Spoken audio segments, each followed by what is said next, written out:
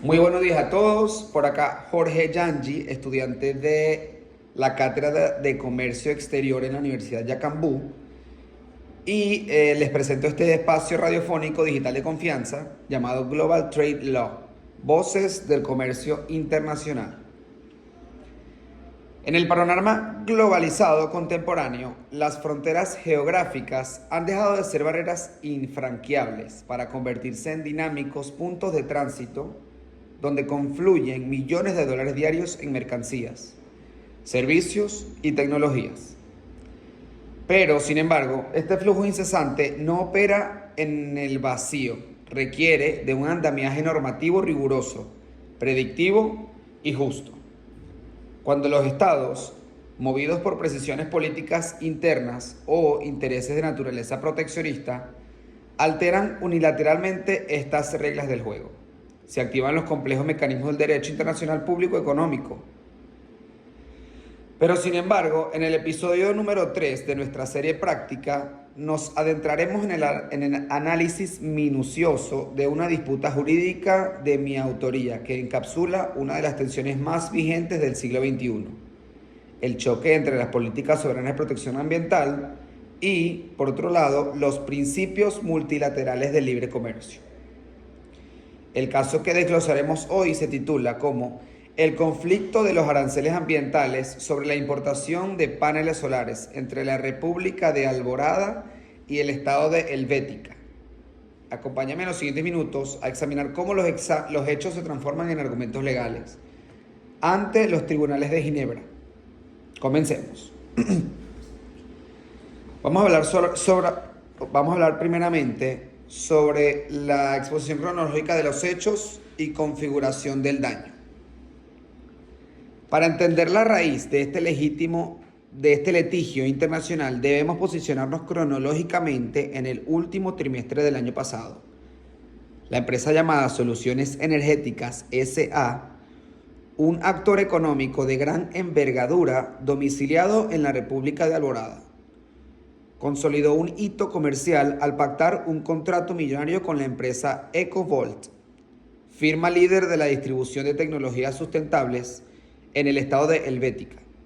El objeto contractual, la exportación de 50,000 paneles solares fotovoltaicos de alta gama, por un valor transaccional de $5 millones. El problema, estimados oyentes, surge cuando la política interior interfiere de forma desproporcionada en los contratos internacionales. Resulta que las fábricas locales de paneles solares en Helvética operaban con pérdidas estructurales debido a que sus costos operativos les impedían competir con la eficiencia y los precios competitivos de Alborada. Ante la inminente pérdida de su cuota de mercado, estas industrias nacionales ejercieron un fuerte lobby sobre el gobierno de Helvética. La respuesta del gobierno de Helvética fue astuta pero legalmente cuestionable. Promulgaron un decreto de salvaguardia verde, el decreto 404-2025. Bajo una bandera discursiva puramente ecológica, este decreto impuso un gravemente arancelario extraordinario, una penalización fiscal del 35% a cualquier dispositivo de generación eléctrica importado que no lograra certificar que la totalidad de su cadena de suministros utilizara exclusivamente energías cero emisiones. Cuando el buque mercante que transportaba los paneles de Alborada atracó en el puerto receptor de enero en este año, la aduana de Helvética congeló el cargamento. Exigieron el pago inmediato de $1.750.000 por concepto del nuevo arancel, o la presentación de un certificado de huella de carbono que administrativamente es imposible de expedir en el corto plazo. La empresa exportadora, atrapada en un limbo logístico, genera pérdidas diarias masivas. Ante este escenario, la República de Alborada ha decidido asumir el caso bajo la figura jurídica de la protección diplomática, elevando formalmente la causa ante la Organización Mundial del Comercio, denunciando que este supuesto arancel ecológico es, en realidad, una barrera no arancelaria encubierta de carácter netamente proteccionista. Entramos ahora en la médula espinal de nuestro episodio, la fundamentación del derecho internacional del comercio. Si fuésemos los asesores jurídicos de la delegación de Alborada ante la OMC, ¿en qué pilares normativos basaríamos nuestra demanda? Vamos a sustentarlo con absoluta precisión legal. La primera gran infracción cometida por Helvética se localiza en el artículo 11, párrafo 1 del GATT de 1994.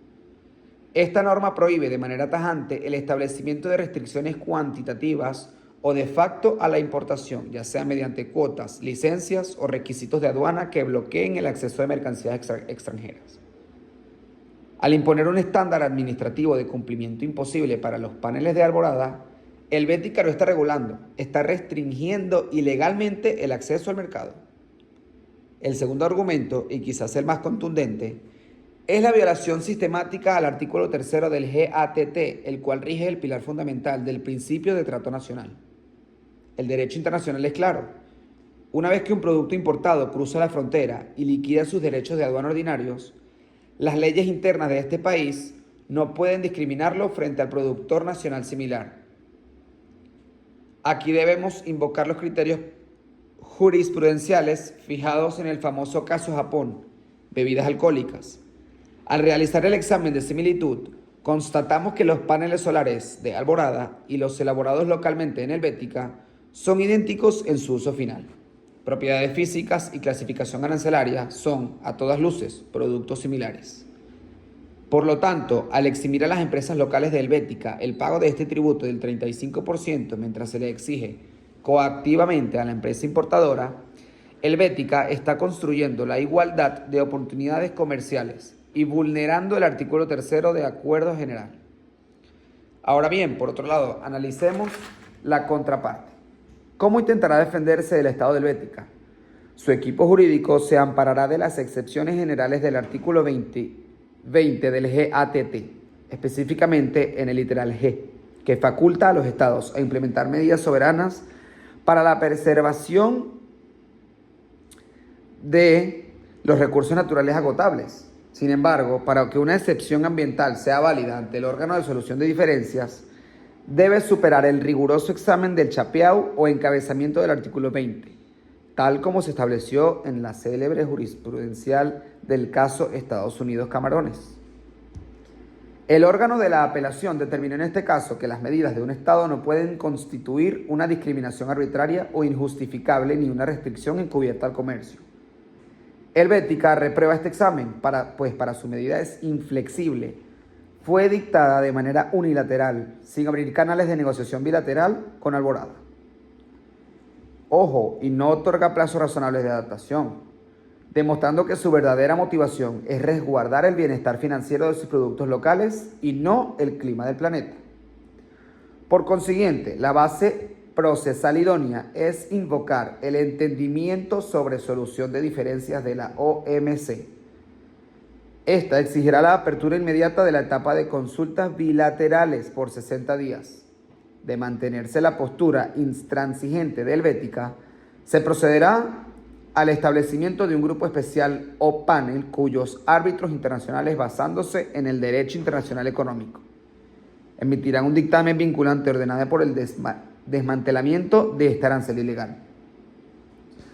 Estimada audiencia, las elecciones que nos deja este caso hipotético son de vital importancia para comprender el rumbo del derecho internacional contemporáneo. La regulación internacional del comercio no tiene como objetivo anular la legitimidad soberana de las naciones para legislar el pro del medio ambiente o de la salud de la población. Lo que el marco jurídico de la OMC busca evitar es el abuso del derecho, es decir, el uso de causas nobles como el cambio climático, como un disfraz sofisticado para resucitar viejas prácticas proteccionistas que sumergieron a la economía mundial en severas crisis durante el siglo pasado. El principio de trato nacional y la prohibición de barreras no arancelarias son garantías de paz económica internacional. Sin ellos, el comercio internacional mutaría en una guerra de regulaciones arbitrarias, donde los países más ricos aplastarían económicamente a las economías en desarrollo mediante exigencias técnicas inalcanzables.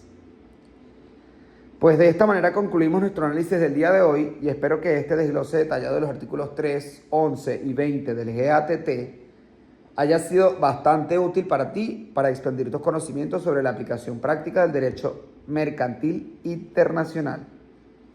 Les agradezco a todos profundamente la gentileza de su atención en este episodio y recuerden que el informe escrito adjunto con la fundamentación legal amplia se encuentra disponible en los canales oficiales de nuestra plataforma educativa. Muchísimas gracias y por acá se despide Jorge Yáñez.